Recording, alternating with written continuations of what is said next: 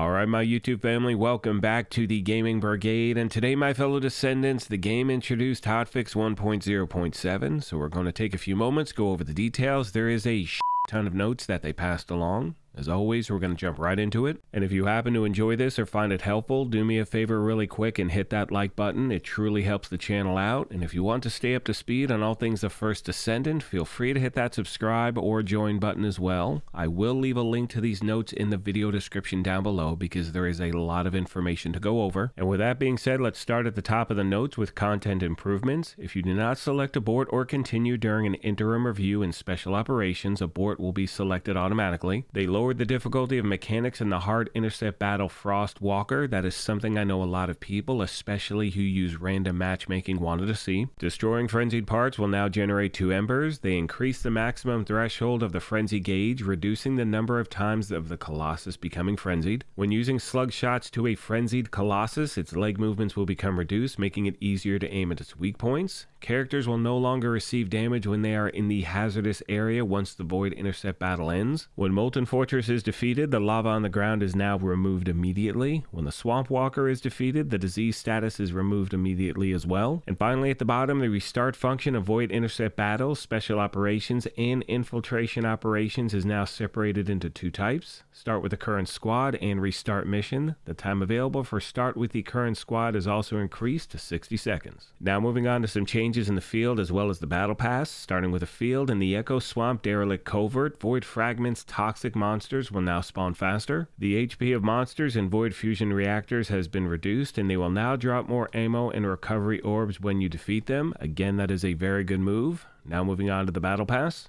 We identified an issue where the requirements for the Battle Pass Week 6 challenge were not met retroactively. We also changed the requirements to enhance rifling reinforcement to level 3. They reduced the difficulty of the weekly challenges for Battle Pass Week 7 and 8, and also increased the amount of reward XP and supply coins. And the director goes on to say, as Week 6 of the preseason ends soon, we noticed that the completion rate of Battle Pass Supply Shop was lower than expected. This was due to the fact that the season challenges required everyone to do a lot of grinding. To remedy this, the dev team has come up with 2 changes. Now keep in mind, for the game to say that something required a lot of grinding, to me that's the game looking at the numbers and realizing certain challenges became a roadblock for a lot of players because you bought the battle pass for $10 or whatever it was, and then you realize I have no way of completing it, then you spent money on things you actually can't earn. So in my opinion, this is definitely a win for the game. Let me know your thoughts, my friends. Now getting back to the notes, they say first we lowered the difficulty of weekly challenges for week 7 and 8, which are planned to begin on August 15th. They also increased the rewards. The amount of supply coins that you can earn for completing all week 7 and week 8 challenges will be increased. And not only that, you will get to receive the rewards from the Battle Pass supply shop that you couldn't receive before. You'll also be able to enjoy more Battle Pass supply rewards by completing weekly challenges during the remaining period.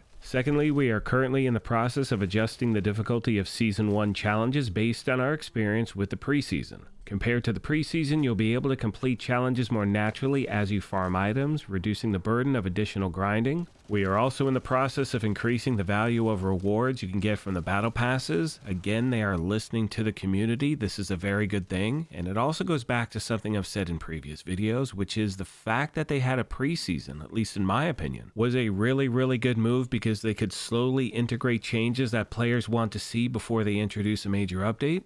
Once again, let me know your thoughts. Now moving on to the next section, we have changes to UI and UX. When selecting all additional options and hard infiltration operations, all the options will remain selected even if you change the additional options. The grappling hook disabled and jump disabled from the list additional options that can be selected in hard infiltration operations has been removed. And finally, you can now check the tooltip of the amorphous material icons in the change selectable reward screen in hard infiltration operations. Once again, we heard from the director and he said, as your character becomes stronger, more and more people have been choosing additional options over 200% in hard infiltration operations. However, if you choose additional options as you cannot begin matchmaking, it becomes difficult as you have to gather party members on chat and communities instead.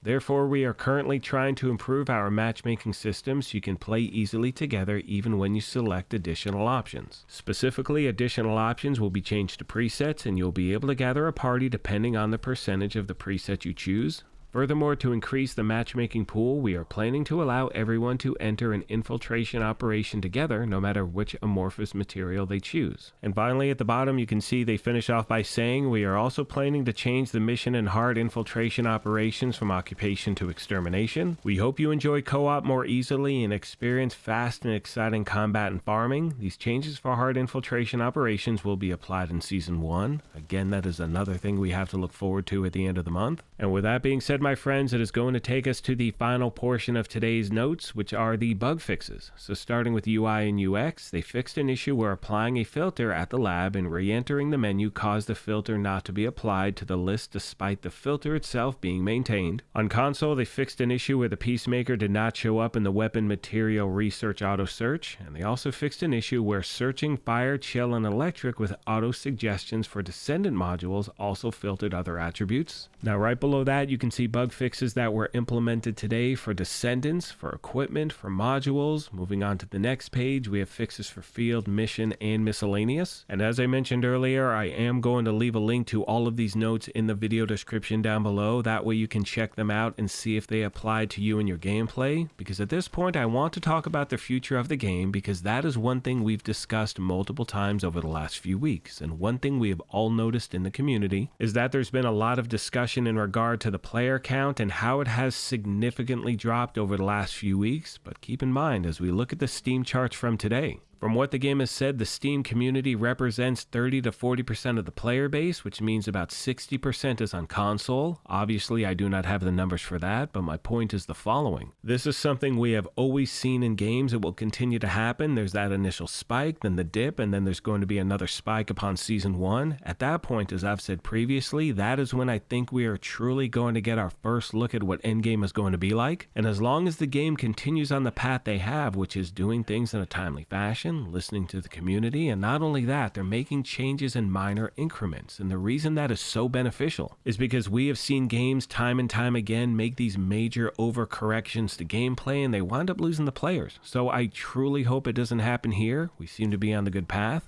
Last but not least today, you can see we did get a glimpse of our newest Descendant. They say the new Descendant is armed with Cold Fury and ready to strike. What do you think her greatest strategy is? Well, I guess we're going to find out, right? Season 1 is just around the corner. On that note, my friends, I want to take a moment as always and thank you all for your incredible support of this channel. And for those of you out there who have reached out to the channel asking me to put together farming videos, I'm doing my best, my friends. I wish this was my full-time job, trust me, but my new schedule is kind of all jacked up. But I will get you those videos as quickly as I possibly can, and I promise to always keep you up to speed on everything that's going on in the game.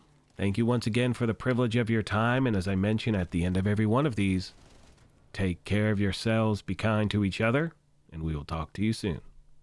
Thanks again, everyone.